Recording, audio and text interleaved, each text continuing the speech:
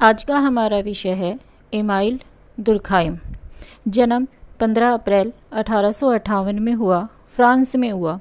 तो आपको पहले कम्पिटिटिव एग्ज़ाम के हिसाब से समझना पड़ेगा कि आपको याद ही क्या करना है इसके अंदर। तो आपको इसकी डेट ऑफ बर्थ याद करनी है, क्योंकि कई बार है ना कालक्रम के अकॉर्डिंग थिंकर लगाने आ जाते हैं। दूसरा, इसका जन्म स्थान याद करना मोस्ट इम्पोर्टेंट है, मैच द कॉलम में आता है आपके पास ये। तो फ्रांस में हुआ था। दुर्खिम ने समाजशास्त्र की विषय वस्तु को स्पष्ट ही नहीं किया, बल्कि समाजशास्त्र को एक स्पष्ट स्वतंत्र विज्ञान के रूप में परिभाषित किया। एमाइल दुर्खाइम को हम थोड़ा सा शॉर्ट टर्म में समझेंगे कि भाई हम जिस थिंकर को पढ़ रहे हैं उसका लाइफ क्या थी, हिस्ट्री क्या थी उसकी। अगस्त कोम्ते ने हमें समाजशास्त्र दे दिया, बिखरा हुआ था सारा। उसे जो आज हम पढ़ रहे हैं समाजशास्त्र, वो किसने दिया? एमाइल दुर्खाइम ने दिया हमें। तो बल्कि समाजशास्त्र को एक स्वतंत्र विज्ञान के रूप में परिभाषित किया, इसीलिए एमाइल दुर्खाइम को पहला अकेडमिक समाजशास्त्री माना जाता है। तो पहला क्वेश्चन तो आपका यही होगा कि अकेडमिक समाजशास्त्री कौन है। 3 क्वेश्चन बन चुके हैं अब तक यहाँ पे कि उनका जन्म कब हुआ, याद रखना है आपको कि पहले किसका जन्म हुआ, कार्ल मार्क्स का हुआ, फिर एमाइल दुर्खाइम का, फिर मैक्स वेबर का। फिर कहाँ हुआ? फ्रांस में हुआ। फिर ये थे कौन? फंक्शनलिस्ट थे ये। इन्होंने प्रकार्यवाद पे काम किया था। फिर इन्होंने इसकी विषय वस्तु को स्पष्ट नहीं किया, इन्हें एक स्वतंत्र विज्ञान, यानी कि फिर ये सामान्य स्कूल से बिलोंग करने वाले थे, इन्होंने एक स्वतंत्र विज्ञान बना दिया। इसीलिए इन्हें पहला अकेडमिक समाजशास्त्री, क्योंकि हम जो समाजशास्त्र पढ़ते हैं वो एमाइल दुर्खाइम की देन है, तो इसीलिए इन्हें हम पहला अकेडमिक समाजशास्त्री भी मानते हैं। समाजशास्त्र में प्रकार्यवाद का प्रारंभ जो है ना, स्पेंसर को माना जाता है। प्रकार्यवाद का ऑलमोस्ट आप एक दिमाग में बैठा लो कि समाजशास्त्र का कोई भी टॉपिक होगा, उसका फाउंडिंग फादर या स्टार्टिंग स्टेप किसने दिया होगा, तो आपको याद रखना है स्पेंसर। कौन था? डार्विन का शिष्य था, बायोलॉजी में वर्क करता था। इसने कहा था जैसे हमारा शरीर काम करता है, इसी तरह से समाज की प्रत्येक इकाई काम करती है। ये टॉपिक हम आगे जाके क्लियर करेंगे प्रॉपर। आज हम एमाइल दुर्खाइम करना चाहते हैं एक थिंकर, तो हम वही करेंगे आज, तो इधर उधर नहीं।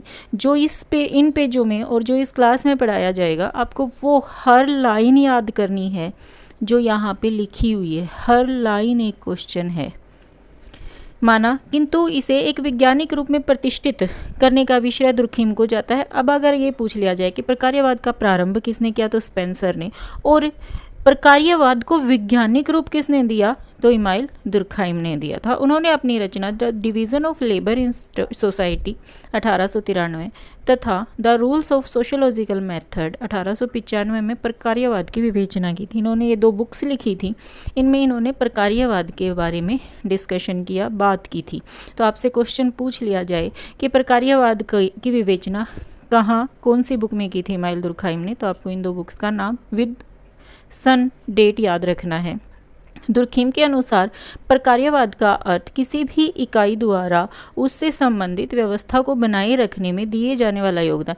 अब यहाँ से क्वेश्चन, इतना लंबी डेफिनेशन तो नहीं याद करने वाले हो आप, तो कैसे याद करना है? दुर्खिम के अनुसार इकाइयों का व्यवस्था में योगदान दिए जाने को प्रकार्यवाद एमाइल दुर्खिम ने कहा था। फिर इन्होंने जब समाजशास्त्र का अध्ययन करना शुरू किया ना, तो आप इसका बेसिक कॉन्सेप्ट समझो कि भी क्या सोचते थे कि समाजशास्त्र का आधार क्या होना चाहिए। तो इन्होंने कहा the concept of social fact, सामाजिक जो तथ्य है ना, वही समाजशास्त्र की अवधारणा है।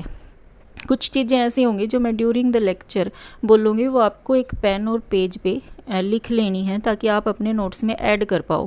क्योंकि समटाइम हम पढ़ाते हैं ना, तो पढ़ाते पढ़ाते कई अनकॉन्शियस माइंड से टर्म्स निकल के आती हैं, वो चीज़ें बहुत ज़रूरी होती हैं लिखनी, क्योंकि टीचर खुद नहीं समझ पाता कि भाई जो आप बता रहे हो वो इम्पोर्टेंट है या नहीं, बट वो इम्पोर्टेंट होती हैं। तो दुर्खिम के अनुसार सामाजिक तथ्य की समाजशास्त्र में वास्तविक विषय वस्तु है।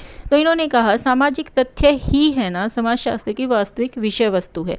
सामाजिक तथ्य, इन्होंने ना सोसाइटी को कहा कि भाई सब कुछ है ना, समाज है, व्यक्ति कुछ भी नहीं है। आप एक कॉन्सेप्ट लेके चलो कि एमाइल दुर्खाइम ने कहा समाज ही सब कुछ है, व्यक्ति कुछ नहीं है, जो भी करता है समाज करता है, जो भी करवाता है समाज करवाता है। और उस प्रकार्य को वटेवर वो रिलीजन है, कोई भी काम है, कुछ भी है, या एनोमी है, सुसाइड है, या डिवीज़न लेबर है, कुछ भी है ये कहता है कि वो फैक्ट है, सोशल फैक्ट है, और वही समाजशास्त्र का आधार है। जब हम समाजशास्त्र का अध्ययन करने चलते हैं तो वही आधार है। सामाजिक तथ्य क्या है? सामाजिक तथ्य अकॉर्डिंग टू दुर्खीम याद करना है। नोट ना, सामाजिक तथ्य होते क्या हैं। आपको फैक्ट की डेफिनेशन नहीं याद करनी है, आपको ओनली हम दुर्खीम पढ़ेंगे तो सिर्फ और दुर्खीम को याद करना है। सिर्फ ये सोचना है कि दुर्खीम कह रहा है, कोई और थिंकर इसके बारे में कुछ नहीं कह रहा है। तो सामाजिक तथ्य व्यवहार, विचार, अनुभव करने के वे तरीके हैं जो व्यक्ति को एक विशेष ढंग से व्यवहार करने के लिए बाध्य करते हैं, और ये बाहरी होते हैं, मनुष्य के बाहर होते हैं, समाज के अंदर होते हैं। तो हमारा जो व्यवहार करने का तरीका है, विचार करने का तरीका या अनुभव करने का जो एक ढंग होता है ना, वही हमारा क्या होता है? सोशल फैक्ट होता है, और वही हमारे को इस तरह का व्यवहार करने के लिए बाध्य करता है। हमारे तो बाहर होता है, समाज के अंदर होता है। समाज हमारे ऊपर प्रेशर बनाता है कि भाई आपने ऐसा करना है। तो सोशल फैक्ट का अगर ये पूछ लिया जाए कि फर्स्ट टाइम विवेचन या किस में बताया सोशल फैक्ट टर्म को, the rules of sociological method में बताया था इमाइल दुर्खाइम ने इसे। अब कैरेक्टरिस्टिक्स आते हैं इसके कि भाई सोशल फैक्ट के कैरेक्टरिस्टिक्स क्या हैं। 3 तो है इसके इम्पोर्टेंट और 2 हैं नॉर्मल। मेजर 3, 2 माइनर हैं। तो एक्सटोरिटी बाह्यता, कंसंट्रेंट्स बाध्यता, और यूनिवर्सल सार्वभौमिक, ये टर्म्स हम आगे देखेंगे कैसे यूज होती हैं। सोशल सामाजिक होते हैं सोशल फैक्ट, एंड ट्रांसफरेबल पीढ़ी दर पीढ़ी हस्तांतरित हो सकते हैं। बाध्य क्यों होते हैं? Presentation, the concept of collective representation, इस वर्ड को आप इंग्लिश में ही याद करोगे। कोलेक्टिव रिप्रेजेंटेशन का कॉन्सेप्ट, कोलेक्टिव वर्ड से ही आपको समझ में आ रहा है कुछ ना कुछ साथ चलने वाला, जो एक ग्रुप में, एक सोसाइटी में एक साथ किया जाता होगा। प्रत्येक समाज में कुछ ऐसी विचार, धारणाएं और भावनाएं होती हैं जिन्हें समाज के अधिकतर लोग सामान्य रूप से अपनाते हैं, क्योंकि ये विचार, धारणाएं, भावनाएं सबके द्वारा मान्य होती हैं, अतः ये सामूहिक रूप से समस्त समूह का प्रतिनिधित्व करती हैं। इनका निर्माण किससे होता है? सामाजिक चेतना से। अब इस पैराग्राफ से लगभग आपके 4 क्वेश्चंस निकलते हैं। कैसे? प्रत्येक समाज में कुछ ऐसे विचार, धारणाएं, तो आपसे क्वेश्चन एग्जाम में क्या पूछा जाएगा? कलेक्टिव रिप्रेजेंटेशन क्या है? विचार है, धारणा है, भावना है, क्या है? तो आपसे ये पूछा जाएगा। तो ये एक विचार है, आइडियोलॉजी है, या एक कॉन्सेप्ट है, या एक इमोशंस है। इस तरह से आपको आंसर करना है। फिर क्या कलेक्टिव रिप्रेजेंटेशन की विचार, धारणा या भावनाएं सामान्य रूप से समाज में मान्य होती हैं? हाँ, वो समाज में मान्य होती हैं। तो उसमें ऑप्शन दे रखा होगा, एक समाज, सोसाइटी, एक समाज, सोसाइटी, इस तरह से करके ऑप्शंस आपको दे रखे होंगे। तो आपको उसमें से फिर कलेक्टिव रिप्रेजेंटेशन पैदा कैसे होती है या हमारे अंदर बिल्ट कैसे होती है? तो सामाजिक अवेयरनेस से कलेक्टिव रिप्रेजेंटेशन अवेयर होती है, प्रेजेंट होती है। द थ्योरी ऑफ सोलिडेरिटी, यानी कि थ्योरी ऑफ सोलिडेरिटी, सामाजिक एकता का सिद्धांत, दुर्खीम की प्रसिद्ध पुस्तक थी the division of labour in society. इसने 2 भागों में लिखी थी। प्रथम भाग में इसने सामाजिक एकता के सिद्धांत का विश्लेषण किया था, और इसने सामाजिक एकता को ना 2 भागों में विभाजित किया था, यांत्रिक एकता और सावयवी एकता। आपको नोट्स प्रॉपर समझने हैं, इसी तरह से आपको नोट करने हैं, और कुछ शब्द जो मैं बीच में लेक्चर के ड्यूरिंग बोलती हूँ उन्हें आपने नोट डाउन करना है। सामाजिक एकता के स्वरूप में परिवर्तन होता है, और ये परिवर्तन यांत्रिक एकता से सावयवी होता है। याद करना है, एक एक वर्ड याद करना है। यांत्रिक से किस साइड होता है चेंज? सावयवी की ओर। अब अगला क्वेश्चन फिर से आ रहा है, यांत्रिक एकता में क्या पाई जाती है? एक रूपता। ये एकता तब संभव होती है जब व्यक्ति का व्यक्तित्व सामूहिक व्यक्तित्व, यानी कि यांत्रिक एकता कब बिल्ड होती है? जब वो ग्रुप के बारे में सोचता है, ग्रुप के अकॉर्डिंग। जैसे कि देशभक्ति की भावना होती है हमारे अंदर, मुझे अपने देश के लिए बलिदान देना है। सावयवी एकता में विभिन्नता पाई जाती है। ये एकता तब संभव होती है जब प्रत्येक व्यक्ति अपना पर्सनल बेनिफिट इंडिविजुअली सोचता है, तब बनती है। हर लाइन में एक क्वेश्चन है, एक एक लाइन में एक एक क्वेश्चन है, आपको एक एक लाइन याद करनी है, कहीं मिस्टेक नहीं करनी है। यांत्रिक एकता आदिम समाज में पाई जाती थी कि भाई सामूहिक होते थे ना, वहाँ पे लोग ज़्यादा मतलब एकता फील करते थे, ग्रुपिज्म ज़्यादा होते थे। सावयवी एकता क्या होती है? भाई अपने बारे में सोचना, तो ओबियस अपनी मॉडर्न सोसाइटी एकदम से दिमाग में आ जाएगी कि भाई मेरे को मेरा ही बेनिफिट देखना है, मुझे नहीं फर्क पड़ता क्या हो रहा है। प्रत्येक अवस्था में एक विशिष्ट वैधानिक व्यवस्था पाई जाती थी। तो अगेन सामाजिक एकता के सिद्धांत में दुर्खीम कहता है, ओनली दुर्खीम, मैं अगेन रिपीट कर रही हूँ कि दुर्खीम कह रहा है ये सब चीज़ें, ना कि समाजशास्त्र या अदर कोई थिंकर। तो प्रत्येक अवस्था में एक विशिष्ट वैधानिक यानी कि वो लीगल होता था। जो भी था आदिम समाज में, अगर यांत्रिक एकता पाई जा रही थी ना तो वो लीगल था उस टाइम का, वही प्रोसीजर मान्य था। अगर आधुनिक समाज में या सावयवी एकता पाई जा रही है ना तो ये भी लीगल है, ये मान्य है, आप इसको अमान्य घोषित नहीं कर सकते। यांत्रिक एकता दमनकारी थी नैतिकता के। मानो किसी का एक्स्ट्रा मैरिटल अफेयर हो जाता है, दमनकारी, उसको दबा दिया जाता है। या इंटरकास्ट मैरिज करता है कोई तो उसको दबाने की कोशिश की जाती है, हुक्का पानी बंद कर दिया जाता है, गाँव से निकाल दिया जाता है, या भी उनको छुपना पड़ता है। या दमनकारी थी, किस लिए थी? नैतिकता के लिए ना, मोरालिटी का बिल्डअप करना होता था उन्हें, इसीलिए। अब सावयवी एकता प्रतिकारी, प्रतिकारी यानी कि मतलब आप मेरा नुकसान करोगे, आपको उसकी भरपाई करनी पड़ेगी। सब लाइक हानि को पूरा करना। आपने सिग्नल तोड़ दिया, आपने चालान भर दिया, या आपने किसी की गाड़ी ठोक दी, उन्होंने आपको बिल दे दिया कि भाई चलो जी मेरा बिल पे कर दो। ये सावयवी एकता, जो मॉडर्न सोसाइटी का विवरण था वो सावयवी एकता में दे दिया दुर्खिम ने, और यांत्रिक एकता में उन्होंने मॉडर्न आदिम समाज का विवरण दिया। द डिवीज़न ऑफ लेबर, एक टर्म दी इन्होंने, द डिवीज़न ऑफ लेबर, श्रम विभाजन का सिद्धांत। The division of labour in society के 2 भागों में सामाजिक श्रम विभाजन की अवधारणा को प्रस्तुत किया था। दुर्खिम के अकॉर्डिंग प्राचीन समाज में ना, ओनली दुर्खिम के अकॉर्डिंग, मैं अगेन बता रही हूँ, जो भी आज मैं पढ़ा रही हूँ इस लेक्चर में ओनली दुर्खिम के अकॉर्डिंग पढ़ा रही हूँ, किसी और थिंकर का या समाजशास्त्र का इससे कोई लेना देना नहीं है। थिंकर दुर्खिम यानी सिर्फ दुर्खिम पढ़ रहे हैं हम अब। दुर्खिम के अनुसार प्राचीन समाज में श्रम विभाजन सरल था। स्त्री घर का काम करती थी, पुरुष बाहर के काम करते थे। जैसे जैसे सभ्यता का ना विकास हुआ तो क्या हुआ, समाज में श्रम विभाजन जो है ना जटिल हो गया। श्रम विभाजन का प्रत्यक्ष संबंध, आपको ये चीज़ याद करनी है, बहुत इंपॉर्टेंट है, यही याद करनी है। डिवीज़न ऑफ लेबर दुर्खिम का किस बेस पे था? जनसंख्या के घनत्व और आकार पे। Density and size of population, density and size of population याद रखना है आपको। द थ्योरी ऑफ सुसाइड, आत्महत्या का सिद्धांत, ये टॉपिक हम कल करेंगे, आज आधा ही होगा ये थिंकर, और कल भी ये थिंकर पूरा नहीं हो सकता है क्योंकि बहुत लेंथी थिंकर है ये। थ्योरी ऑफ सुसाइड, आत्महत्या का सिद्धांत, दुर्खिम ने अपनी पुस्तक द सुसाइड 1897 में आत्महत्या का सिद्धांत दिया। इनके अनुसार आत्महत्या एक सामाजिक तथ्य है तथा घटना है जिसके लिए व्यक्ति नहीं समाज जिम्मेदार है। दुर्खिम ने हमेशा यही कहा कि भी कोई भी काम कोई कर रहा है ना तो उसके लिए है ना समाज जिम्मेवार है और कोई जिम्मेदार नहीं है। तो सुसाइड को इन्होंने 4 भागों में बांटा है। कई बुक में आपको 3 मिलेगा, ज़्यादातर ऑलमोस्ट BA लेवल तक जो पढ़ाया जाता है आपको वो 3 ही पढ़ाया जाता है। आपको जब MA लेवल आता है तो आपको 4 करने होते हैं ये, ईगोइस्टिक, अल्ट्यूरिस्टिक, एनोमिक और फैटलिस्टिक। ईगो क्या होता है? अहमवादी, हिंदी में इसका मीनिंग अहमवादी होता है, लेकिन आपको इसकी टर्म याद नहीं करनी, आपको इसका रूट याद करना है कि एग्जामिनर आपसे क्या पूछेगा। समाज से अलग समझना खुद को, भाई मैं तो सबसे बेस्ट हूँ और मुझे तो कोई कुछ कह ही नहीं सकता, ये वाला, ठीक है।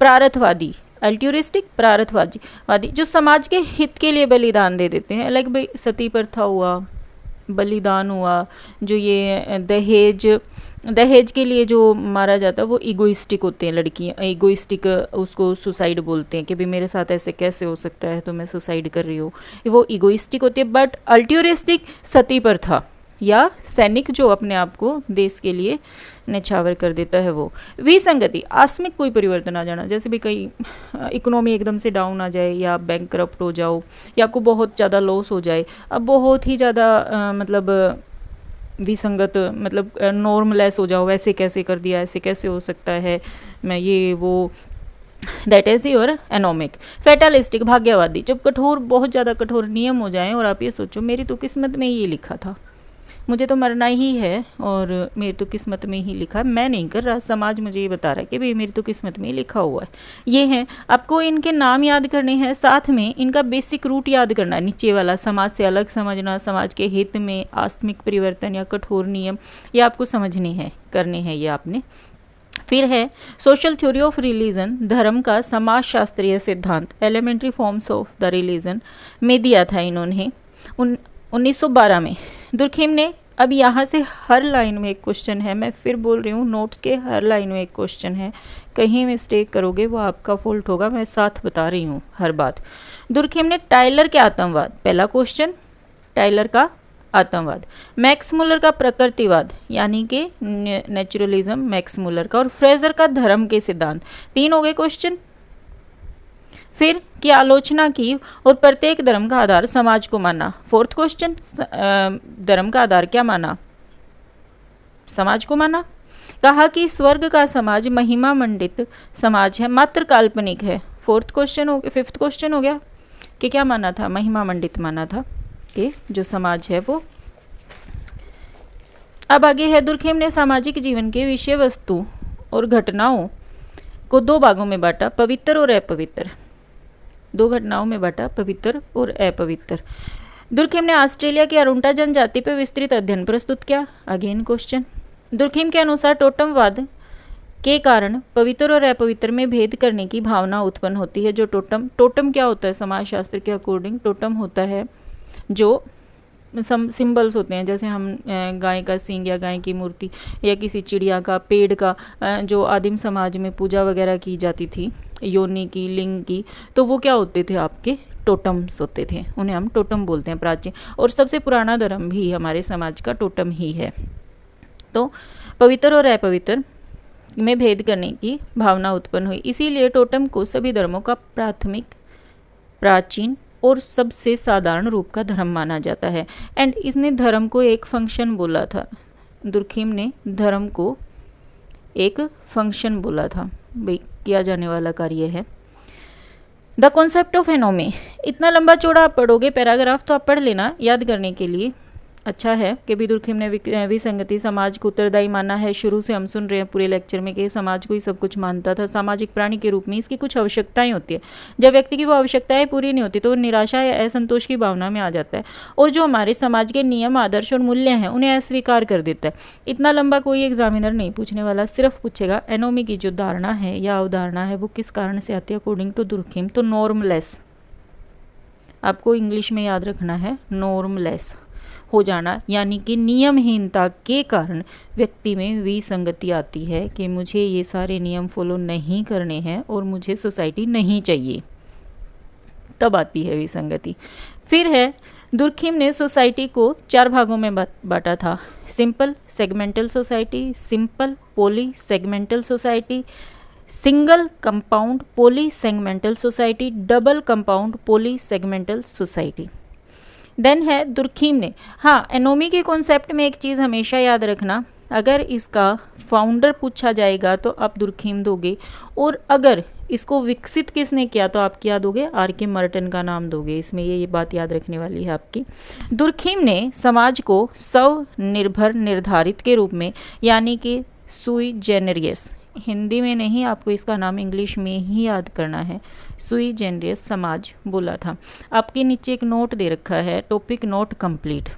ये टॉपिक अभी पूरा नहीं हुआ है, लगभग 1 या 1.5 पेज के कॉन्सेप्ट इसके बाकी रहते हैं। तो प्लीज़ मेरे चैनल को लाइक करें, सब्सक्राइब करें और कमेंट करें, शेयर करें।